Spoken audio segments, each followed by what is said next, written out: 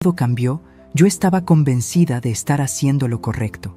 Había pasado semanas preparando los documentos, reuniendo las escrituras, firmando poderes. Mi casa, esa casa donde crié a mis hijos, donde enterré a mi esposo, donde viví los mejores y los peores momentos de mis 67 años, estaba a punto de cambiar de manos, y yo lo hacía con el corazón lleno de lo que creía era generosidad. Salí del registro civil con los papeles preliminares en la mano. Solo faltaba la firma final, programada para la semana siguiente, y la casa pasaría oficialmente a nombre de mi hijo Marcos y su esposa Renata. Era un regalo, les había dicho. Una forma de asegurar su futuro mientras yo todavía estaba lúcida para tomar decisiones. Ellos habían protestado al principio, pero terminaron aceptando con una gratitud que entonces me pareció sincera. Fue al cruzar la puerta del edificio cuando la vi. Una mujer mayor, quizás de mi edad o un poco más, con el cabello blanco recogido en un moño apretado y ojos que parecían conocer secretos que el resto del mundo ignoraba. Estaba sentada en un banco de la plaza, mirándome fijamente, como si me hubiera estado esperando. Me acerqué sin saber por qué. Algo en su mirada me atraía, como un imán invisible que tiraba de mí hacia ella. Cuando estuve lo suficientemente cerca, ella se levantó con una agilidad sorprendente para su edad y me tomó del brazo. «No haga la donación», susurró, con una voz que era apenas un hilo pero que llegó a mis oídos con perfecta claridad. «No todavía. Primero vaya a la casa de su hijo y busque lo que hay dentro de la caja debajo de la cama». Me quedé paralizada, sin saber cómo reaccionar. ¿Quién era esta mujer? ¿Cómo sabía sobre la donación? ¿Y qué caja estaba mencionando? «Perdone», respondí intentando soltar mi brazo con suavidad, «pero no sé de qué me habla. No conozco ninguna caja». La anciana sonrió, pero no era una sonrisa alegre. Era la sonrisa de quien ha visto demasiado, de quien conoce verdades que otros prefieren ignorar. «Usted no la conoce porque nunca ha buscado, pero existe, y lo que hay dentro cambiará todo lo que cree saber sobre su hijo». Logré liberarme de su agarre y di un paso atrás, confundida y ligeramente asustada. La mujer no parecía peligrosa, pero sus palabras tenían un peso que no podía ignorar. «¿Quién es usted?», pregunté. «¿Cómo sabe sobre la donación?». Pero ella no respondió. Simplemente volvió a sentarse en el banco, como si nuestra conversación hubiera terminado, y desvió la mirada hacia las palomas que picoteaban el suelo de la plaza. Me alejé de allí convencida de que había encontrado a una pobre mujer con la mente extraviada. Una loca, pensé. Una anciana solitaria que probablemente se acercaba a cualquier persona para contarle historias sin sentido. Llegué a mi casa riéndome del encuentro, lista para olvidarlo y seguir adelante con mis planes. Pero esa noche, mientras intentaba dormir, las palabras de la desconocida regresaban a mi mente como una melodía que no podía dejar de tararear. La caja debajo de la cama. ¿Y si existía? ¿Y si realmente había algo que yo debía saber antes de firmar esos papeles? La curiosidad es un animal extraño. Se instala en tu cabeza y no te deja descansar hasta que la alimentas. ¿Y la mía? Después de 67 años de vida, seguía tan hambrienta como cuando era niña. Al día siguiente, sin decirle nada a nadie, tomé el autobús hacia la casa de Marcos y Renata. Ellos estarían trabajando a esa hora, lo sabía. Y yo tenía una copia de las llaves para emergencias. No sabía qué esperaba encontrar. Probablemente nada.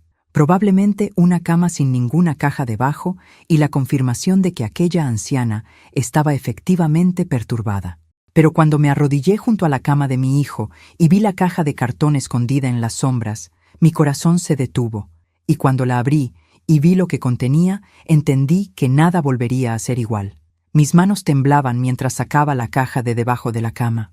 Era una caja de cartón común, del tipo que se usa para guardar zapatos, pero más grande y más pesada de lo que esperaba. Estaba cubierta de una fina capa de polvo, señal de que llevaba tiempo allí, olvidada o quizás deliberadamente escondida. Me senté en el borde de la cama de mi hijo, esa cama donde él dormía cada noche junto a Renata, y levanté la tapa con el corazón latiendo en mis oídos. Lo primero que vi fue un montón de papeles, documentos, cartas, fotografías, y debajo de todo, varios cuadernos de notas con la letra inconfundible de mi nuera. Tomé el primer cuaderno y comencé a leer. Era una especie de diario, aunque no de los que narran el día a día. Era más bien un registro de planes, de ideas, de proyectos futuros. Y mientras mis ojos recorrían aquellas páginas, sentí cómo el suelo se abría bajo mis pies. Cuando la casa esté a nuestro nombre, había escrito Renata hace varios meses, podremos finalmente venderla y mudarnos a la capital. El mercado inmobiliario está en su mejor momento y la propiedad de Pilar vale al menos 3 veces lo que ella cree. Con ese dinero podremos comprar el apartamento que siempre quisimos y todavía nos sobrará para invertir. Pasé las páginas con dedos temblorosos, buscando más, esperando encontrar algo que contradijera lo que estaba leyendo, alguna señal de que estaba malinterpretando las palabras de mi nuera. Pero cada página confirmaba lo anterior. Marcos está de acuerdo, continuaba otra entrada. Dice que su madre ya está mayor y que de todas formas no necesita una casa tan grande. Cuando vendamos, podemos buscarle un lugar más pequeño, quizás una residencia donde la cuiden. Ella entenderá. Al final, lo hacemos por su bien, por mi bien. Esas 3 palabras se clavaron en mi pecho como astillas de hielo. Mi hijo, el niño que había criado con sacrificio y amor durante más de 40 años, estaba planeando vender mi hogar y enviarme a una residencia. Y todo mientras me sonreía y me agradecía por mi generosidad. Seguí buscando en la caja, ahora con una urgencia desesperada. Encontré correos electrónicos impresos, conversaciones con agentes inmobiliarios que ya habían evaluado la propiedad.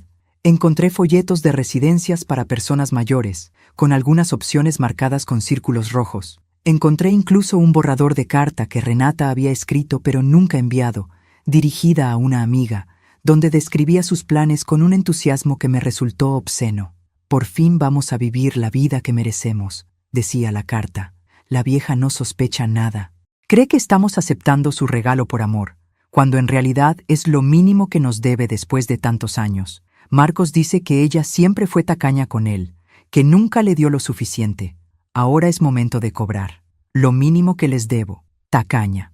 Cobrar. Cada palabra era un golpe que me dejaba sin aire. Yo, que había trabajado doble turno durante años para pagar la universidad de Marcos. Yo, que había vendido las joyas de mi madre para ayudarlo con la entrada de su primer auto. Yo, que había renunciado a viajes, a comodidades, a sueños propios, para asegurarme de que mi hijo tuviera todo lo que necesitaba. ¿Y así me veían? ¿Como una cuenta pendiente que finalmente estaban cobrando? Las lágrimas comenzaron a caer sobre los papeles, manchando la tinta de las palabras crueles que había descubierto. Pero no eran lágrimas de tristeza solamente. Había en ellas también rabia, decepción y un dolor tan profundo que no encontraba nombre para describirlo.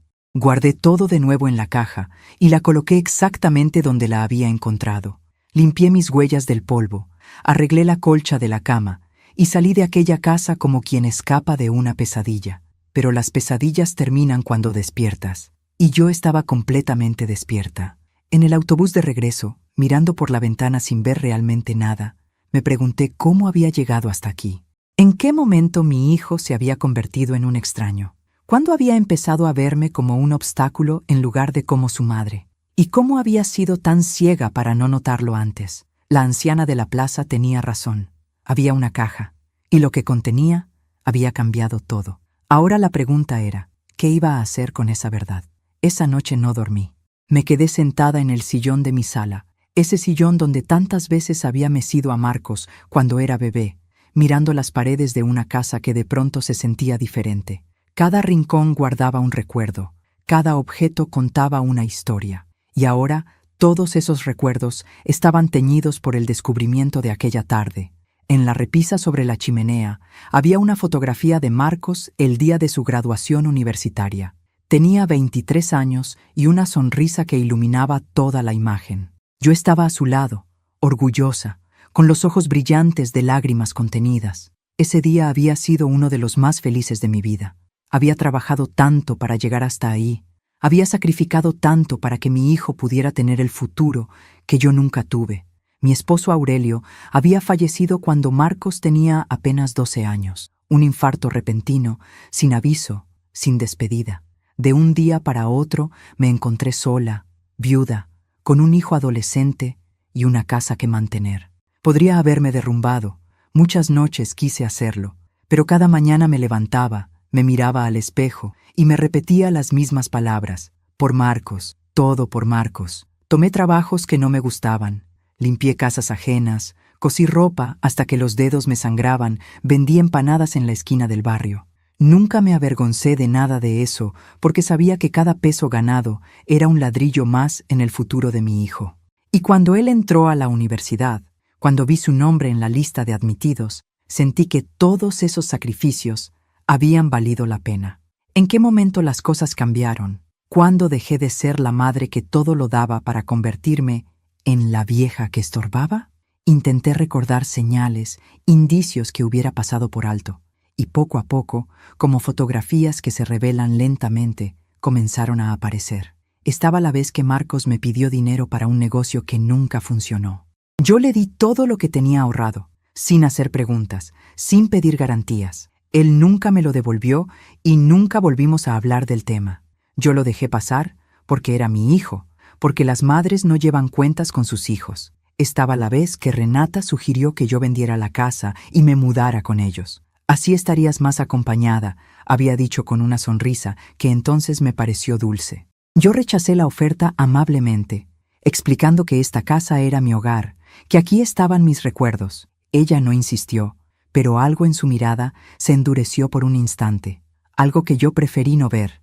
Estaban las visitas que se fueron espaciando con el tiempo, los domingos en familia que se convirtieron en llamadas telefónicas, las llamadas que se convirtieron en mensajes de texto, los mensajes que se convirtieron en silencios cada vez más largos. Yo justificaba todo. Están ocupados, me decía, tienen sus propias vidas. Es normal que los hijos se alejen, pero no era normal, no era distancia natural, era abandono calculado, preparación del terreno para lo que vendría después. La donación había sido idea de Renata. Ahora lo veía con claridad.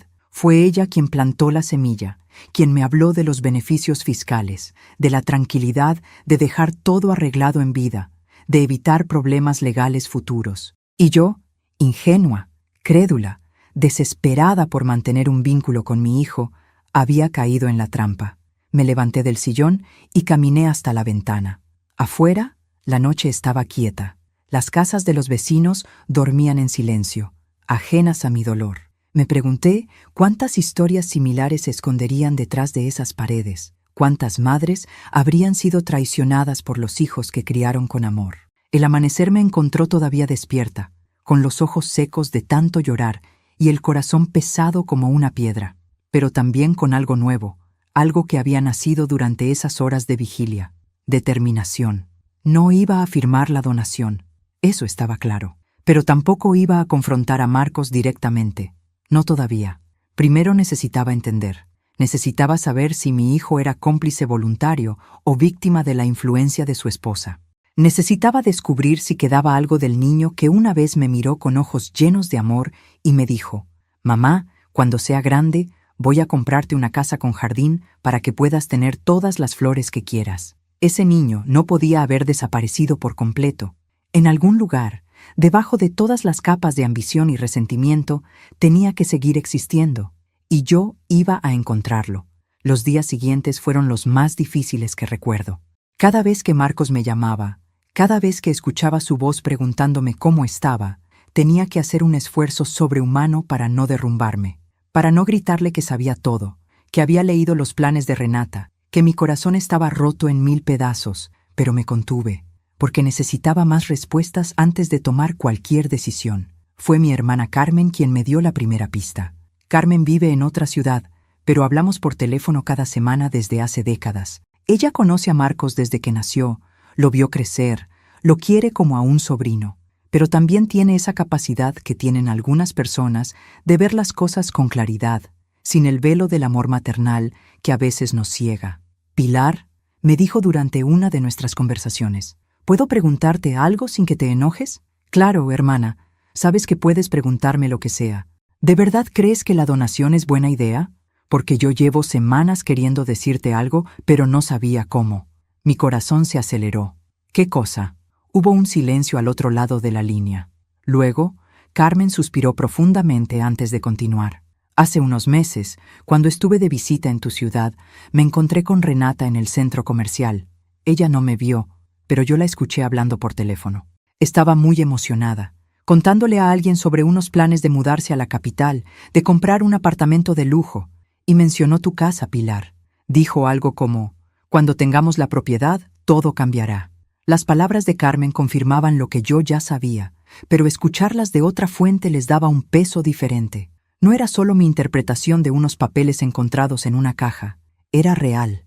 Estaba sucediendo. ¿Por qué no me lo dijiste antes?, pregunté, sin poder ocultar el dolor en mi voz. Porque no estaba segura de lo que había escuchado, porque pensé que quizás estaba malinterpretando las cosas, y porque tenía miedo de hacerte daño sin razón. Carmen hizo una pausa. Pero ahora que mencionas la donación, no puedo quedarme callada. Ten cuidado, hermana. Algo no está bien. Después de colgar, me quedé pensando en todo lo que había descubierto. Los planes escritos en el cuaderno de Renata. La conversación que Carmen había escuchado. Los años de distanciamiento gradual. Todo encajaba como piezas de un rompecabezas que yo me había negado a armar. Pero había algo que todavía no entendía. El papel de Marcos en todo esto. ¿Era él quien había orquestado el plan, usando a Renata como ejecutora? ¿O era ella quien lo había manipulado, alimentando resentimientos que quizás ya existían? Necesitaba saberlo. Necesitaba mirar a mi hijo a los ojos y buscar en ellos la verdad. La oportunidad llegó el domingo siguiente. Marcos vino solo a visitarme, algo que no sucedía desde hacía meses. Renata tenía un compromiso de trabajo, me explicó, y él había decidido aprovechar para pasar tiempo conmigo. A solas. Lo recibí con café y galletas, como siempre. Nos sentamos en la sala, en los mismos lugares donde habíamos compartido tantas conversaciones a lo largo de los años. Y mientras él me hablaba de su trabajo, de sus proyectos, de cosas sin importancia, yo lo observaba buscando señales del niño que había perdido. «Mamá», dijo de pronto, interrumpiendo sus propias palabras, «¿estás bien?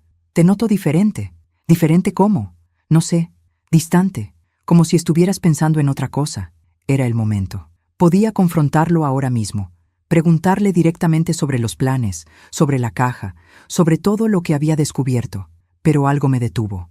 Una vocecita interior que me decía que todavía no era el momento, que necesitaba más información antes de dar ese paso. «Solo estoy cansada», mentí. «Ya sabes cómo es la edad. A veces el cuerpo no responde como uno quisiera».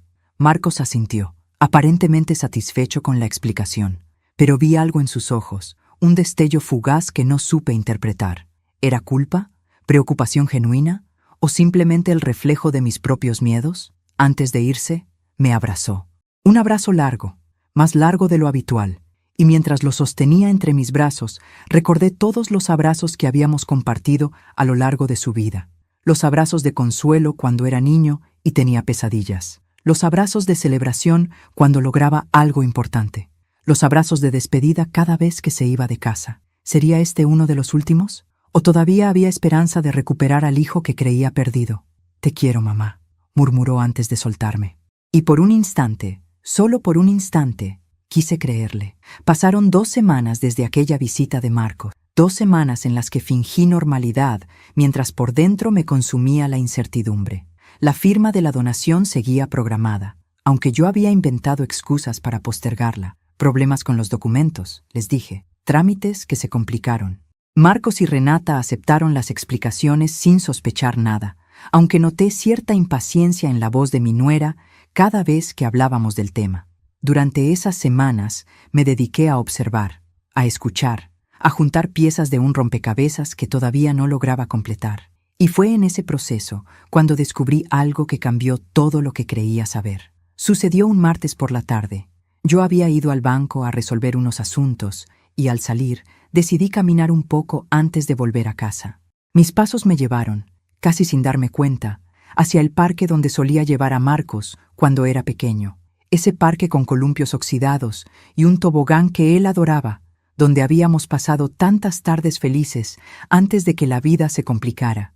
Me senté en una banca, dejando que los recuerdos me envolvieran como una manta vieja. Recordé la risa de Marcos bajando por el tobogán, sus gritos de alegría cuando lo empujaba en el columpio, sus preguntas interminables sobre el mundo que lo rodeaba. ¿A dónde se había ido ese niño? ¿En qué momento se había convertido en el hombre que planeaba vender mi casa y enviarme a una residencia? Fue entonces cuando la vi, la anciana de la plaza, la misma que me había advertido sobre la caja, estaba sentada en una banca al otro lado del parque. Me miraba fijamente, como si hubiera sabido que yo estaría allí, como si nuestro encuentro no fuera casualidad, sino destino. Me levanté y caminé hacia ella, esta vez sin miedo, sin dudas. Necesitaba respuestas, y algo me decía que esa mujer las tenía. «Usted sabía», le dije al llegar frente a ella. «Sabía lo de la caja, lo de los planes». «¿Cómo? ¿Quién es usted?». La anciana sonrió con esa sonrisa suya que parecía contener todos los secretos del mundo. Me indicó que me sentara a su lado, y yo obedecí sin pensarlo. «Mi nombre es Esperanza», dijo con voz suave, «y sé lo que sé porque viví algo muy parecido hace muchos años. Si te está gustando esta hermosa historia, no olvides dejar tu like y comentar qué te está pareciendo. Ahora, volvamos a la historia». Esperanza me contó su historia mientras el sol de la tarde comenzaba a descender. Hace 30 años, ella también había sido una madre viuda con un hijo único. También había trabajado incansablemente para darle todo a ese hijo, y también había decidido donarle su casa como muestra de amor y generosidad.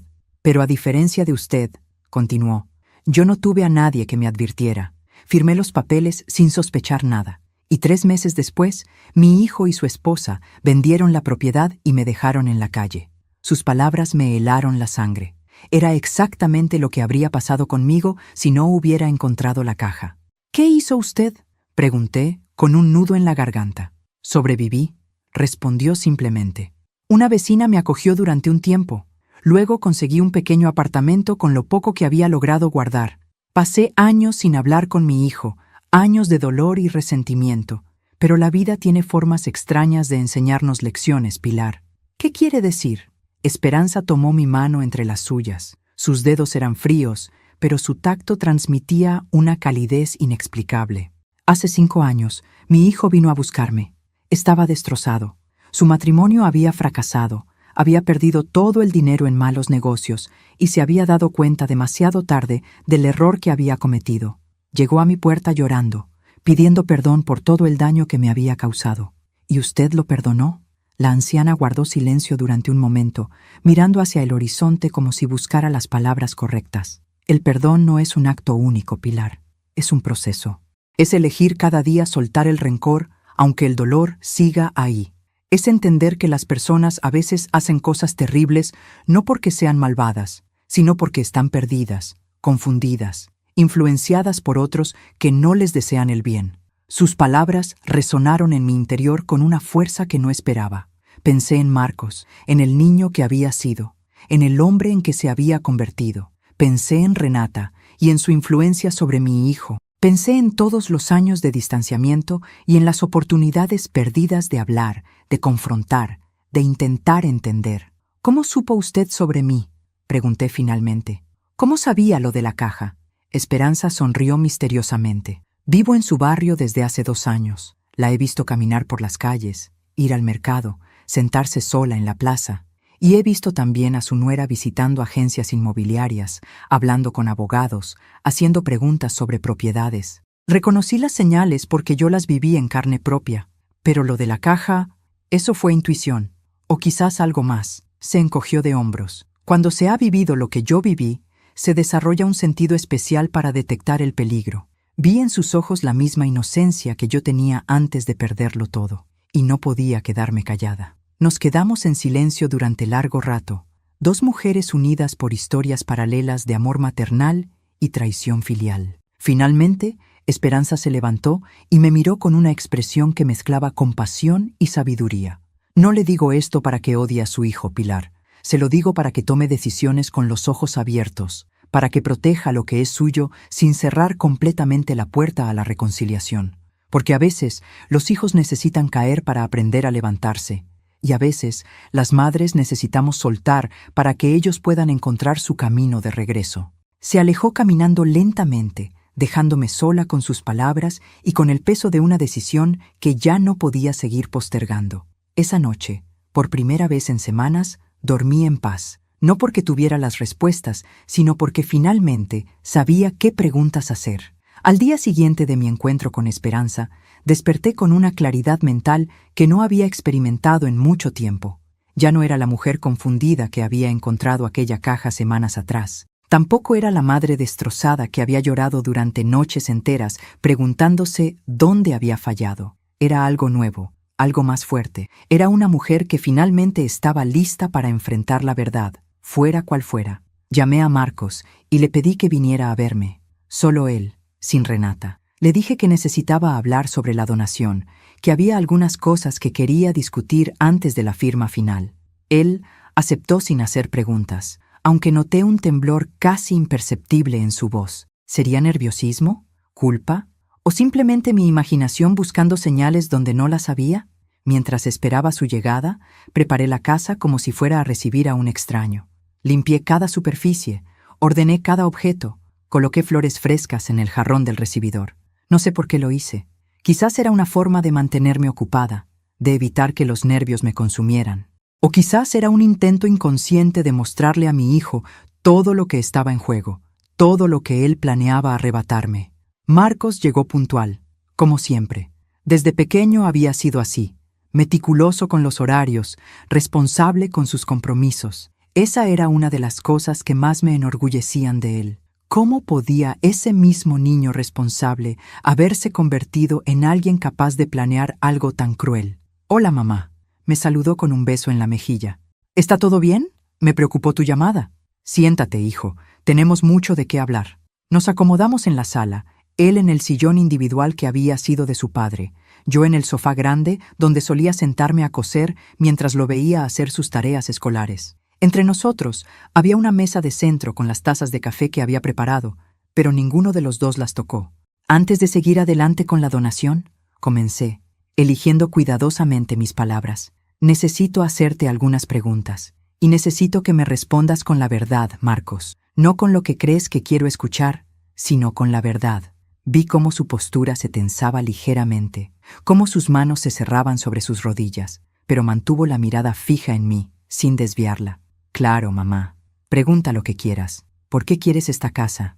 La pregunta lo tomó por sorpresa. Esperaba quizás algo más concreto, más directo, no una pregunta tan simple y al mismo tiempo tan compleja. Porque es tu regalo, respondió después de una pausa. Porque quieres asegurar nuestro futuro. Porque es lo que tú decidiste. Eso es lo que yo ofrecí. Te pregunté por qué tú la quieres. Marcos se removió incómodo en el sillón. Sus ojos buscaron algo en la habitación, cualquier cosa que no fuera mi mirada inquisitiva. Finalmente, suspiró profundamente. «Es una buena propiedad, mamá. Está en una zona que se ha valorizado mucho. Tiene potencial». «¿Potencial para qué?» El silencio que siguió fue más elocuente que cualquier respuesta. Vi cómo luchaba consigo mismo, cómo las palabras se formaban en sus labios pero no lograban salir. Y en ese momento supe, con absoluta certeza, que todo lo que había leído en aquella caja era verdad.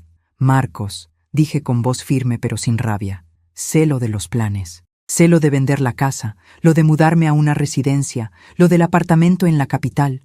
Lo sé todo». Su rostro palideció. Por un instante, pareció que iba a negarlo todo, a inventar alguna excusa elaborada. Pero algo en mi expresión debió convencerlo de que las mentiras ya no tenían cabida entre nosotros. «¿Cómo?» Fue todo lo que logró articular. «Eso no importa. Lo que importa es que lo sé. Y lo que necesito entender ahora es por qué». «¿Por qué, Marcos? ¿Qué te hice para merecer esto?» Las lágrimas comenzaron a brotar de sus ojos, esas lágrimas que yo había visto tantas veces cuando era niño, y el mundo le parecía demasiado difícil. Pero ya no era un niño. Era un hombre de 43 años que había tomado decisiones conscientes, decisiones que tenían consecuencias. «No es lo que parece, mamá», dijo con voz entrecortada. «Yo nunca quise...» Renata decía que era lo mejor para todos, que tú estarías más cómoda en un lugar donde te cuidaran, que nosotros podríamos visitarte más seguido si vivíamos en la capital. ¿Y tú le creíste? ¿O simplemente era más fácil creerle que enfrentar la verdad?» Marcos hundió el rostro entre sus manos. Sus hombros temblaban con sollozos que intentaba contener. Y aunque una parte de mí quería consolarlo, abrazarlo como cuando era pequeño y tenía miedo, sabía que este momento era necesario. El dolor era necesario para que pudiera haber sanación. «Estoy tan perdido, mamá», confesó finalmente, levantando la mirada. «Llevo años sintiéndome perdido. Desde que papá murió, desde que tuve que ser el hombre de la casa sin saber cómo, desde que me casé con Renata pensando que ella llenaría todos los vacíos que tenía dentro. ¿Y los llenó?, negó con la cabeza lentamente. Al principio creí que sí. Era tan segura de todo, tan decidida. Yo admiraba eso porque nunca fui así. Pero con el tiempo me di cuenta de que su seguridad venía de un lugar oscuro. Ella siempre quiere más, mamá. Nunca nada es suficiente.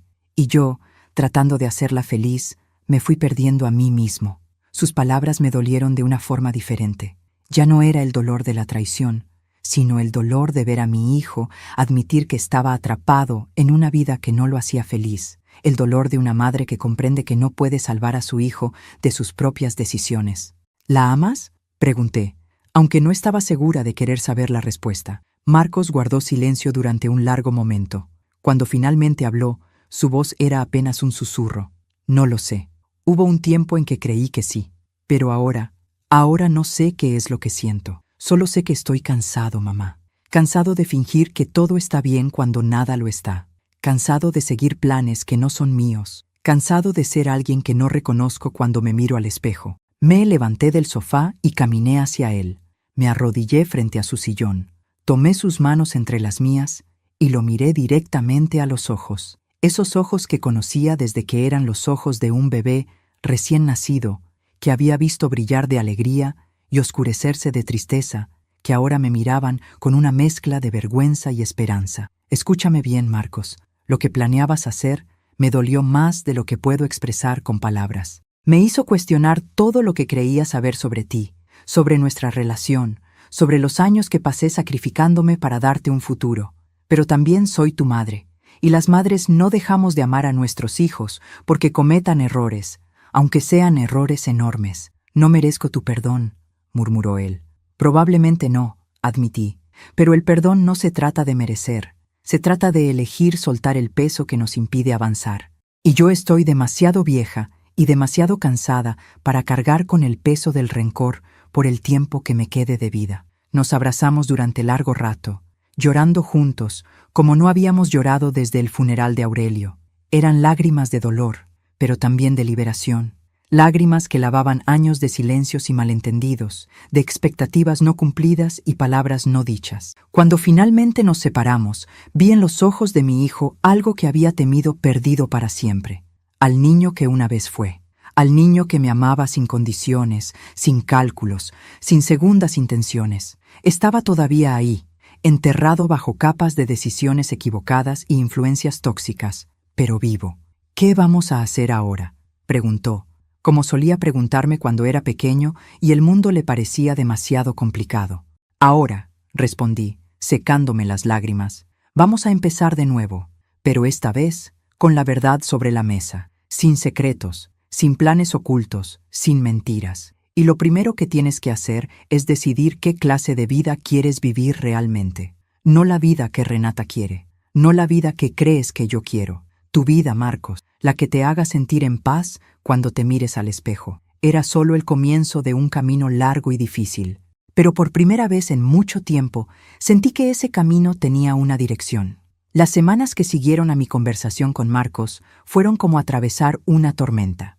No de esas tormentas que destruyen todo a su paso, sino de las que limpian el aire, que arrastran la suciedad acumulada y dejan el cielo más claro de lo que estaba antes. Fueron semanas difíciles, llenas de conversaciones incómodas y decisiones dolorosas, pero necesarias. Marcos habló con Renata esa misma noche. No sé exactamente qué palabras intercambiaron, pero al día siguiente mi hijo me llamó para contarme que había decidido separarse.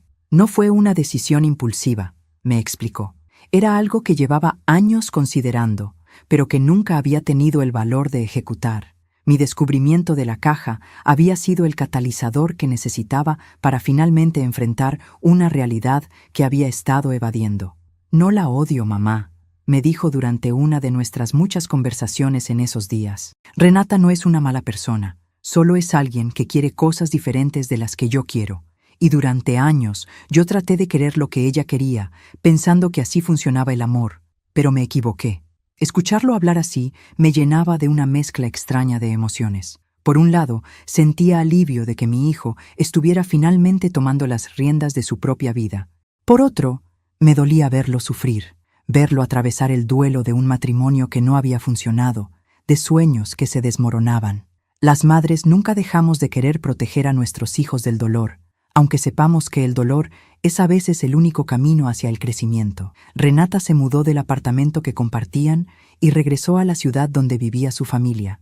No hubo escenas dramáticas ni confrontaciones violentas. Solo una despedida fría, cargada de palabras no dichas y reproches silenciosos. Marcos me contó que ella lo acusó de ser débil, de no tener ambición, de haber desperdiciado los mejores años de su vida con alguien que nunca estaría a su altura. Y aunque esas palabras lo hirieron, también lo liberaron. Tiene razón en algo, admitió Marcos. Yo no tengo sus ambiciones. No quiero un apartamento de lujo en la capital ni una vida de apariencias. Quiero algo más simple, mamá. Quiero paz.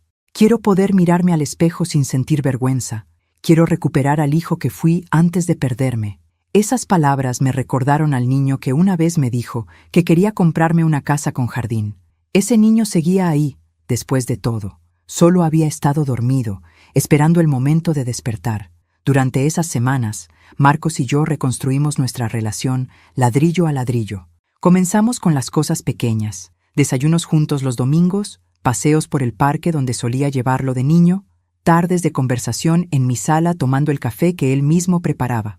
Fueron momentos sencillos, sin grandes declaraciones ni promesas grandilocuentes. Solo una madre y un hijo reaprendiendo a estar juntos. También hablamos de los años de distanciamiento, de los malentendidos que se habían acumulado como capas de polvo sobre los muebles, de las veces que él había sentido que yo lo criticaba cuando en realidad solo intentaba aconsejarlo, de las veces que yo había sentido su alejamiento como un rechazo, cuando en realidad él solo estaba tratando de encontrar su propio camino. Debí haber hablado contigo, confesó una tarde. Debí haberte dicho lo que sentía en lugar de guardármelo todo, pero tenía miedo de decepcionarte, mamá. Siempre tuve miedo de no ser suficiente para ti. Sus palabras me partieron el corazón.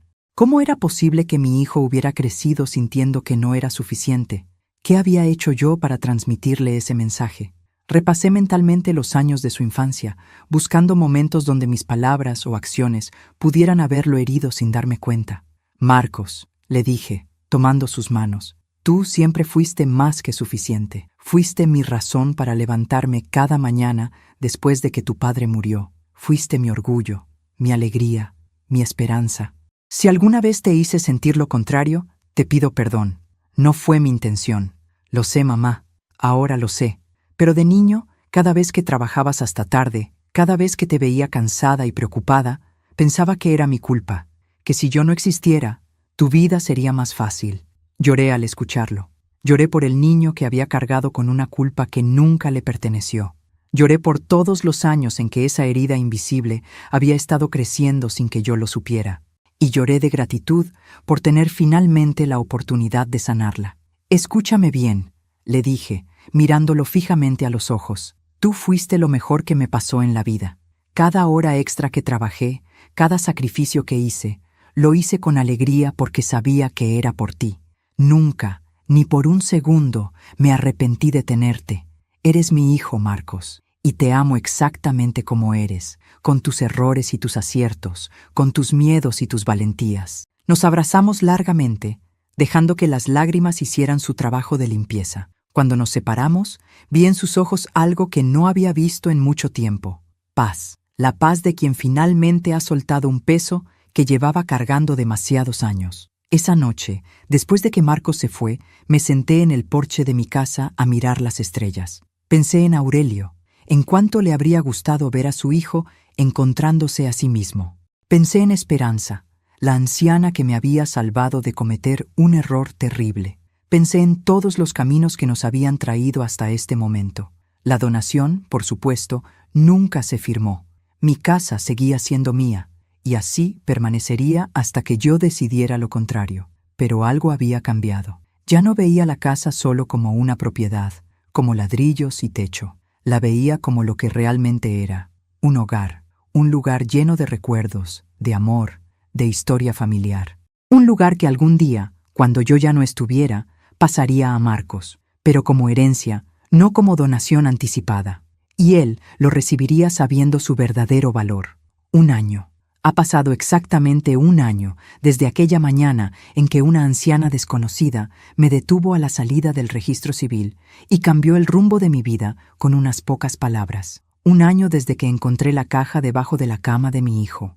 1 año desde que mi mundo se derrumbó y luego, lentamente, comenzó a reconstruirse sobre cimientos más sólidos. Hoy es mi cumpleaños número 68. Y mientras me preparo para la pequeña celebración que Marcos ha organizado, no puedo evitar reflexionar sobre todo lo que ha sucedido en estos 12 meses. Los cambios han sido tantos y tan profundos que a veces me cuesta reconocer mi propia vida. Marcos se mudó a un apartamento pequeño cerca de mi casa después de su separación de Renata. Al principio me preocupaba que la soledad lo consumiera, que cayera en la tristeza de quien ha perdido todo lo que creía seguro. Pero sucedió algo inesperado. Mi hijo floreció. Lejos de la presión constante de cumplir expectativas ajenas, comenzó a redescubrir quién era realmente. Retomó la pintura, ese hobby que había abandonado años atrás, porque Renata lo consideraba una pérdida de tiempo. Empezó a cocinar, experimentando con recetas que encontraba en libros viejos de su abuela. Se inscribió en un curso de carpintería, y ahora pasa los fines de semana construyendo muebles que luego regala a vecinos y amigos. Es como si hubiera estado dormido durante años y finalmente despertara. Me dijo una tarde, mientras lijaba una mesita de noche que estaba fabricando para mi habitación. No sabía cuánto me había perdido de mí mismo hasta que empecé a recuperarlo. Verlo así, con las manos manchadas de pintura o de aserrín, con una sonrisa genuina que le ilumina el rostro, es el mejor regalo que la vida podría haberme dado. Mi hijo ha vuelto, no el niño que fue, porque ese niño ya no existe, pero sí el hombre que siempre debió ser, el que estaba escondido debajo de capas de expectativas y presiones que nunca le pertenecieron. Nuestra relación también se transformó. Ya no hay silencios incómodos entre nosotros, ni temas prohibidos, ni resentimientos acumulados. Hablamos de todo, de sus miedos, de mis preocupaciones, de los errores que ambos cometimos, de los sueños que todavía nos quedan por cumplir. A veces discutimos, porque las relaciones sanas también incluyen desacuerdos, pero ahora sabemos cómo volver al centro, cómo encontrar el camino de regreso al amor que nos une. Los domingos se han convertido en nuestro día sagrado. Marcos viene temprano, me ayuda a preparar el almuerzo, y pasamos las tardes conversando o simplemente estando juntos en silencio cómodo. A veces vemos películas antiguas, de esas que veíamos cuando él era niño y Aurelio todavía estaba con nosotros. A veces sacamos los álbumes de fotos y recorremos juntos los recuerdos de épocas más simples. Y siempre, siempre, terminamos el día con un abrazo largo y un «te quiero» que ya no nos cuesta pronunciar. Hace 3 meses sucedió algo que no esperaba. Marcos llegó un domingo con una expresión diferente, una mezcla de nerviosismo y emoción que me recordó al adolescente que venía a contarme sobre su primer amor. «Mamá», me dijo, «quiero presentarte a alguien». Se llamaba Luciana. Era una mujer de 40 años, divorciada, con una hija de 12 llamada Sofía. La había conocido en el curso de carpintería, donde ella estaba aprendiendo a construir una casa de muñecas para su hija.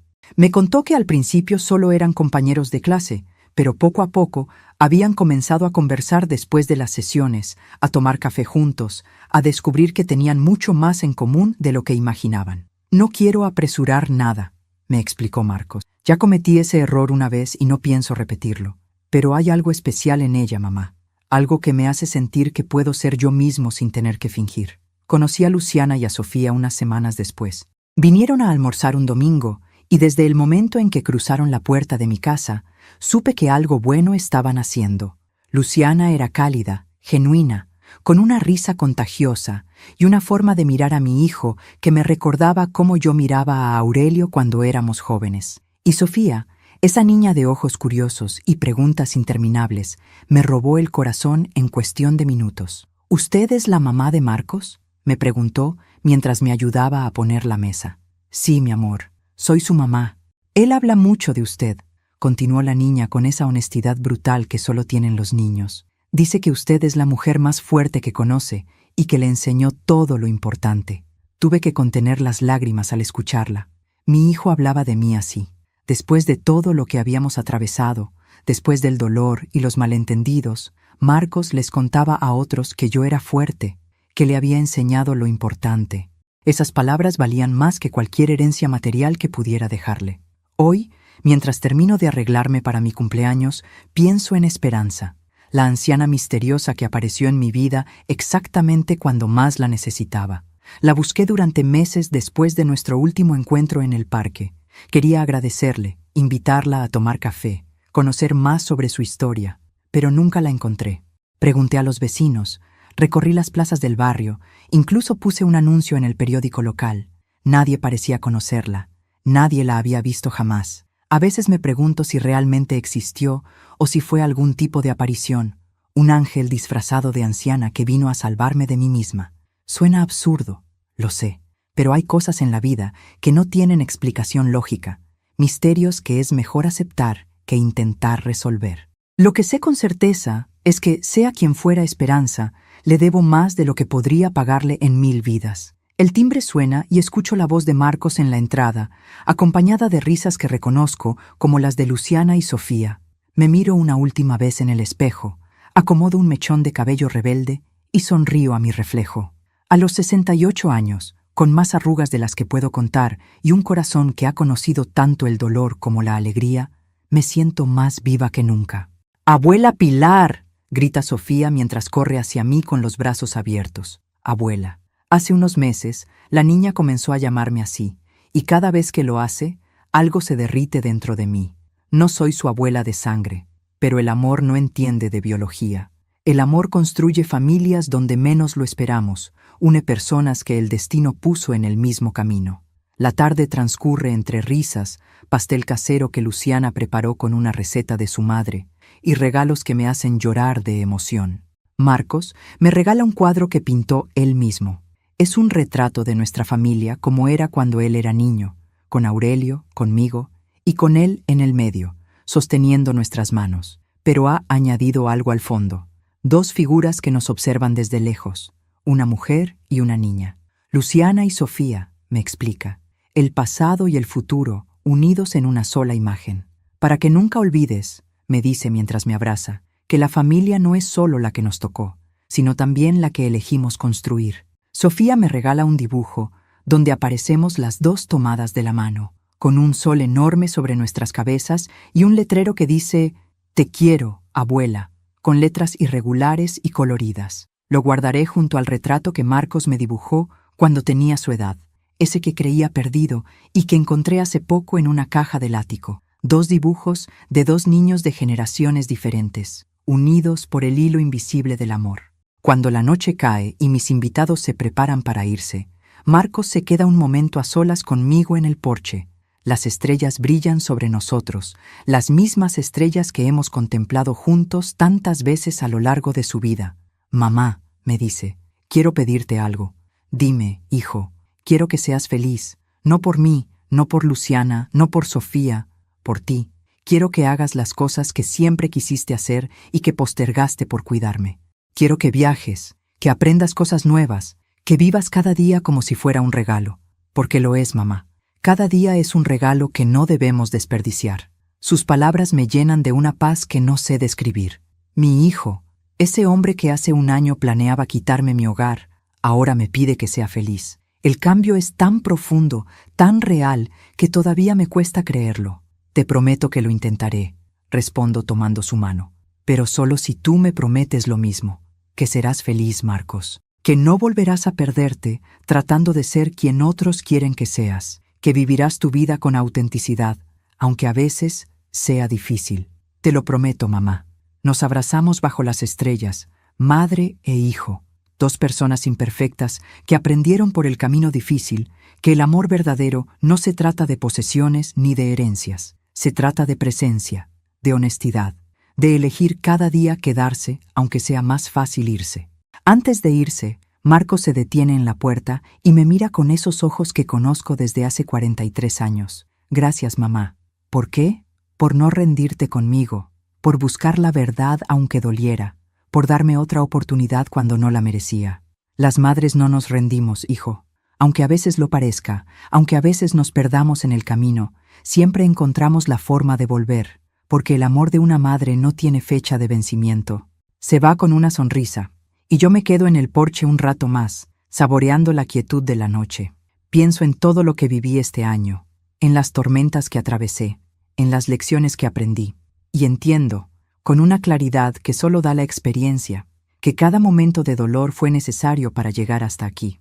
La caja debajo de la cama que casi destruye mi familia terminó siendo el catalizador de su reconstrucción. Lo que parecía un final era en realidad un comienzo. Y yo, a mis 68 años, estoy más agradecida que nunca por cada arruga, cada cana, cada latido de este corazón viejo pero todavía lleno de amor.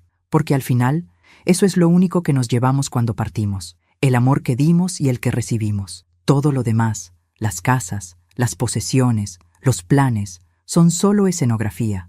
Lo que permanece, lo que trasciende, es el lazo invisible que nos une a quienes amamos. Y ese lazo, ahora lo sé, es irrompible. Si esta historia llegó a tu corazón, te invito a hacer lo siguiente. Suscríbete a este canal y activa la campanita de notificaciones para no perderte ninguna de nuestras historias. Cada semana traemos relatos que emocionan, inspiran y nos invitan a reflexionar sobre lo que realmente importa: la familia, el amor y las segundas oportunidades. Dale like a este video. Cada like nos ayuda a seguir creando contenido con amor y dedicación y permite que esta historia llegue a más personas que quizás necesitan escucharla justo hoy. Déjanos un comentario contándonos qué momento de la historia te emocionó más. ¿Alguna vez tuviste que perdonar a alguien que te lastimó profundamente? ¿Qué mensaje te llevas de la historia de Pilar y Marcos? ¿Crees que hubiera actuado igual que ella? Leemos cada uno de sus comentarios y nos encanta conocer sus reflexiones. Sus palabras nos motivan a seguir adelante. Comparte este video con alguien especial. Quizás hay una madre que necesita escuchar esta historia. Quizás hay un hijo que lleva tiempo sin llamar a casa. Quizás hay una familia que está atravesando un momento difícil y necesita recordar que la reconciliación siempre es posible. Reflexiona sobre tus propias relaciones familiares. ¿Hay conversaciones pendientes? ¿Hay abrazos que has postergado? ¿Hay palabras que necesitas decir antes de que sea demasiado tarde? La historia de Pilar nos recuerda que los silencios construyen muros, pero las palabras sinceras pueden derribarlos. Recuerda siempre, el orgullo es un muro que construimos con nuestras propias manos, pero también somos nosotros quienes tenemos el poder de derribarlo. Esta es una obra de ficción. Esta historia es 100% ficticia y ha sido creada únicamente con fines de entretenimiento y reflexión. Todos los personajes, nombres, lugares, eventos y situaciones presentados en este video son completamente imaginarios y producto de la creatividad del autor. Cualquier parecido con personas reales, vivas o fallecidas, o con hechos reales, es pura coincidencia y no es intencional.